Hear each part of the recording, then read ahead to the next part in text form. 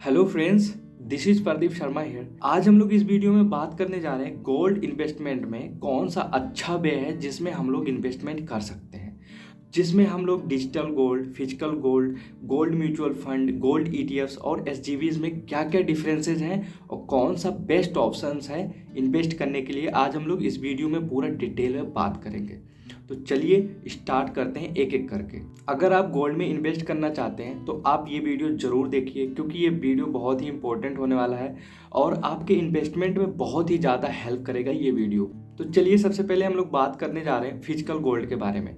Physical gold में invest करने के क्या क्या लाभ हैं और क्या क्या इसमें नुकसान हो सकते हैं। तो चलिए हम लोग पूरी डिटेल में पहले फिजिकल गोल्ड के बारे में डिटेल में डिस्कस करते हैं, उसके बाद एक एक करके इन पांचों गोल्ड इन्वेस्टमेंट के बारे में डिटेल में बात करेंगे। अब देखो, जब भी क्या होता है कि अगर हम लोग फिजिकल गोल्ड की बात करते हैं तो जैसे ज्वेलरी फॉर्म में अगर आप बनवाते हैं तो चलिए हम लोग इसको पॉइंट वाइज डिटेल कर लेते हैं, जैसे किस तरीके से लॉस हो सकते हैं और किस तरीके से बेनिफिट हो सकते हैं। चलिए सबसे पहले फर्स्ट पॉइंट है कि 3% का आपको जीएसटी देना होगा। उसके बाद सेकंड में आता है कि आपको मेकिंग चार्जेस तो देना ही देना पड़ेगा, जो कि 9 से 30% तक का आपको मेकिंग चार्जेस देना पड़ सकता है, जो कि सबसे बड़ा लॉस है अगर आप इसको ज्वेलरी फॉर्म में इन्वेस्ट करते हैं या बनवाते हैं। उसके बाद प्लस टैक्स, उसमें टैक्स अलग लगेगा। उसके बाद क्या होता है, उसको स्टोर करने का भी एक प्रॉब्लम होता है कि कभी चोरी होने का डर भी होता है, या फिर किसी बैंक के लॉकर में अगर आप जमा करते हैं तो वहाँ अलग से उनको पे आउट करना पड़ेगा। तो ये एक और इसमें लॉस हो जाता है। और उसके बाद क्या होता है, नेक्स्ट पॉइंट जो आता है प्योरिटी का इशू। प्योरिटी का इशू तो बहुत ही होता है, क्योंकि 24 कैरेट गोल्ड तो बोलते हैं लेकिन कोई भी देता होता तो है नहीं।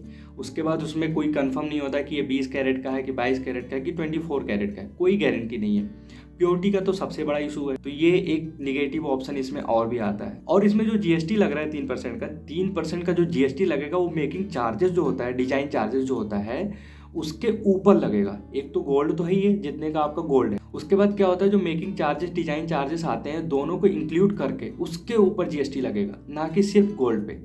तो ये और भी ज़्यादा एक्सपेंसिव हो जाता है, जिसके वजह से जो चीज़ हम लोग ध्यान नहीं देते ये चीज़ को। और इसमें क्या करते हैं, जब भी आप बेचने जाते हैं तो बढ़े हुए अमाउंट पे आपको कैपिटल गेन टैक्स देना पड़ेगा, जो कि एक सबसे बड़ा लॉस और भी होता है। तो इसमें ये कुछ प्रॉब्लम्स हैं। अगर आप इसमें इन्वेस्टमेंट पॉइंट ऑफ व्यू से देखते हैं तो ये इन्वेस्टमेंट के लिए एक अच्छा ऑप्शन बिल्कुल नहीं है, क्योंकि इसमें हर तरीके से लॉस ही लॉस है। तो चलो हम लोग डिजिटल गोल्ड के बारे में अब जान लेते हैं कि डिजिटल गोल्ड में क्या क्या फायदे हैं और क्या क्या नुकसान है। इसमें भी क्या होता है, 3% का आपको जीएसटी देना पड़ेगा। उसके बाद टैक्स भी आपको इसमें देना पड़ेगा। इसमें कोई मेकिंग चार्जेस वगैरह तो देना नहीं है, क्योंकि ये डिजिटल गोल्ड है। आप इसको बाय करने के लिए गूगल पे, फोन पे, पेटीएम, कुबेरा ऐसे ऐप से आप जाके डायरेक्टली बाय कर सकते हैं। इसमें कोई भी मेकिंग चार्जेस नहीं लगता। उसके बाद एक और प्रॉब्लम होता है, जब भी आप बाय या सेल करने जाते हैं तो स्प्रेड मिलता है आपको। स्प्रेड का मतलब जैसे जो बाय करने जाते हैं तो वो हाई रेट पे आपको बाय करने को मिलेगा, और अगर आप सेल करने जाते हैं तो उस प्राइस पे ना सेल करके आपको नीचे की प्राइस पे सेल करना पड़ेगा। मतलब स्प्रेड का नुकसान होता है आपको। मतलब सपोज डेट एक एज्यूम करते हैं, जैसे आपको 100 रुपये का प्राइस गोल्ड चल रहा है, तो अगर आप बाय करने जाएंगे तो आपको 102 रुपये पे मिलेगा।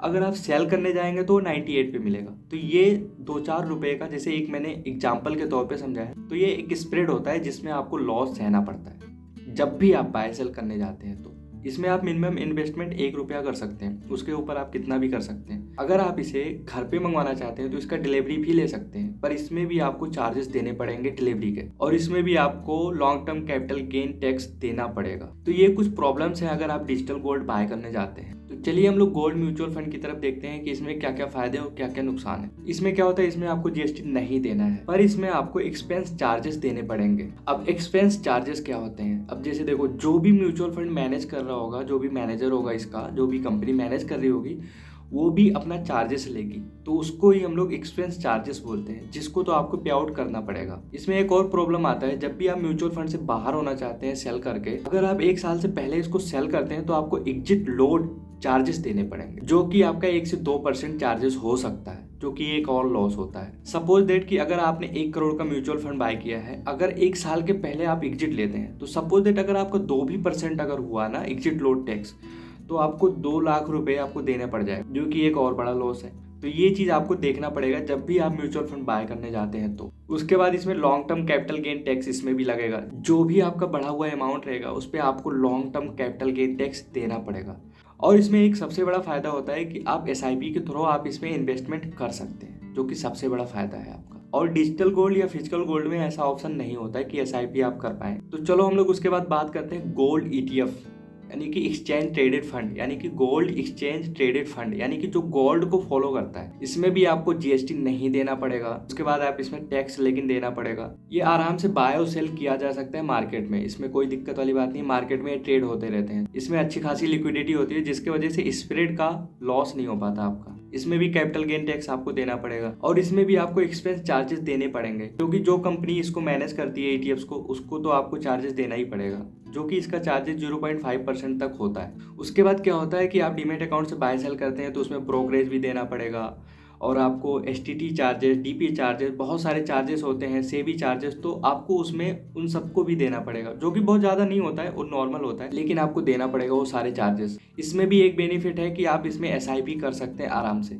SIP के थ्रू आप इसमें इन्वेस्ट कर सकते हैं। जैसे सपोज दैट आपके पास लमसम अमाउंट नहीं है कि आप इकट्ठा इसमें डालें, तो जरूरी नहीं है, आप धीरे धीरे करके भी डाल सकते हैं। जैसे 2000, 4000, 10,000, इस हिसाब से आप इसमें SIP कर सकते हैं। उसके बाद आता है SGB, जो एक सबसे बेस्ट ऑप्शन होता है कि अगर आप गोल्ड में इन्वेस्टमेंट करते हैं, जो कि हम लोग अभी डिटेल में बात करते हैं किस तरीके से ये सबसे बेस्ट ऑप्शन होता है। तो चलो हम लोग देखते हैं किस तरीके से सबसे बेस्ट ऑप्शन होता है, पूरे डिटेल में जानते हैं इस चीज़ को।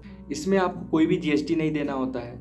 उसके बाद इसमें ना तो आपको कोई भी टैक्स देना होगा और इसमें ना तो आपको long term capital gain tax, और उसके बाद सबसे बड़ा फायदा क्या होता है कि 2.5% इंटरेस्ट रेट आपको मिलेगा। अगर आपने SGB का वीडियो नहीं देखा है तो आप पिछला वीडियो जाके जरूर देखिए, उसमें हम लोग पूरे डिटेल में बात किए हैं। SGB क्या है उसको हम लोग पूरे डिटेल में समझे हैं और किस तरीके से इन्वेस्टमेंट करते हैं और कौन कौन से प्लेटफॉर्म है, तो सारी चीज़ों के बारे में हम लोग उस वीडियो में पूरे डिटेल में बात की हैं, तो आप वो वीडियो जरूर जाके देख सकते हैं। और ये RBI के द्वारा इशू होता है, जो गवर्नमेंट के बिहाफ पे इशू किया जाता है, जिसमें कोई सिक्योरिटी की टेंशन ही नहीं है, क्योंकि गवर्नमेंट इशू कर रहा है, तो इसमें ना तो 1% का कोई रिस्क है।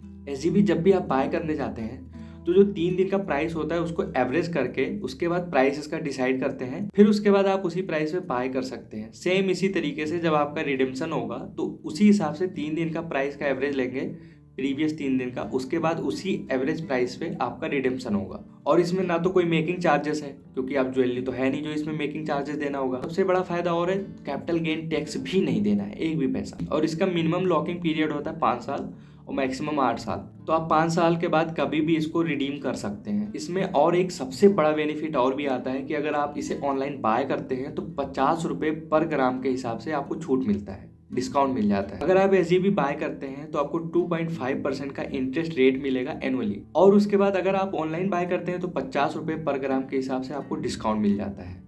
तो इससे बेस्ट ऑप्शन मेरे हिसाब से कोई नहीं है अगर आप इन्वेस्टमेंट करना चाहते हैं किसी गोल्ड में। अगर आपको ज्वेलरी पहनना हो तभी आप उसको बनवा सकते हैं, रखने के लिए तो बिल्कुल भी बेकार ऑप्शन है। इन्वेस्टमेंट के लिए उसका डिज़ाइन भी आउटडेटेड होता रहता है, उसके बाद जब भी फिर से अगेन जाएंगे बनवाएंगे, फिर आपको वही चार्जेस वगैरह, फिर मेकिंग चार्जेस वगैरह सब कुछ देना पड़ेगा। तो वो एक प्रकार से काफ़ी ज़्यादा लॉस होता है अगर आप इन्वेस्टमेंट के लिए रखते हैं। तो ये कुछ ऑप्शंस हैं जो आज इस वीडियो में हम लोगों ने पूरे डिटेल में बात किया कि कौन सा बेस्ट ऑप्शंस है जिसमें हम लोग गोल्ड के रूप में इन्वेस्टमेंट कर सकते हैं। सो आई होप गाइज कि आपको वीडियो समझ में आ गया होगा। अगर आपको वीडियो पसंद आता है तो लाइक करें, शेयर करें, सब्सक्राइब करें, कमेंट करें।